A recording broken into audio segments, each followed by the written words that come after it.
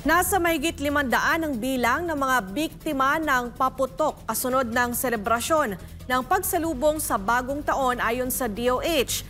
Karamihan sa mga biktima ay nagtamo ng eye injury at naputulan ng parte ng katawan habang ang iba ay nagtamo ng pagkasunog sa balat.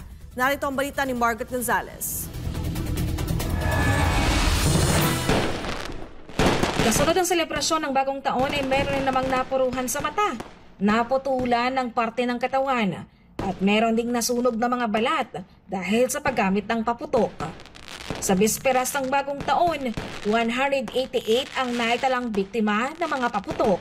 Mula December 22 hanggang noong bisperas nga ay umakyat na sa 534 ang fireworks-related injuries, kung saan eye injuries, pagkaputol sa bahagi ng katawan at pagkasunog sa balat ang naging epekto nito sa mga biktima na karamihan ay mga kabataan at minor de edad. Sa breakdown ng DOH, 356 ang nasabugan ng paputok ay nagtamo ng pagkasunog sa balat, habang 28 naman ay na-amputate o naputulan ng parte ng katawan. Pero ayon sa DOH, mababa na raw ang mga kaso ng mga nasabugan o naputukan kung ikukumpara noong naitala noong nakaraang taon, kung saan 9.8% daw itong mas mababa. Sa ikang araw ng bagong taon, nag-ikot si Health Secretary Ted Herbosa at iba pang top health official sa mga pangunahing DOH hospital, gaya ng Manila Doctors Hospital, Tondo Medical Center at sa Philippine General Hospital o PGH.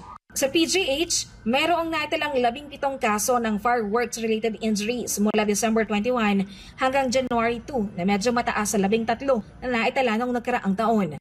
Pero sabi ni Herbosa, napakaliit na raw ng bilang na ito kung ikukumpara sa mga nagdaang panahon.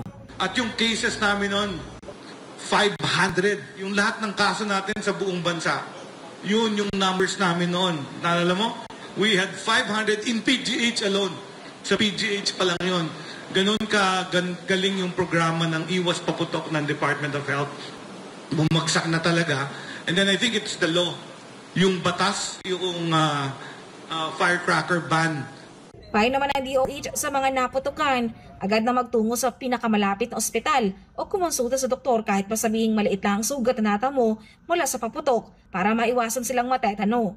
Para namang maiwasang mabiktima ng paputok, basain ng tubig ang mga paputok na hindi pumutok sa kalsada. Huwag pulutin ang mga paputok na hindi sumabog. Linisin ang paligid at siguruhing walang mga anumang natirang paputok o pulbura mula sa paputok.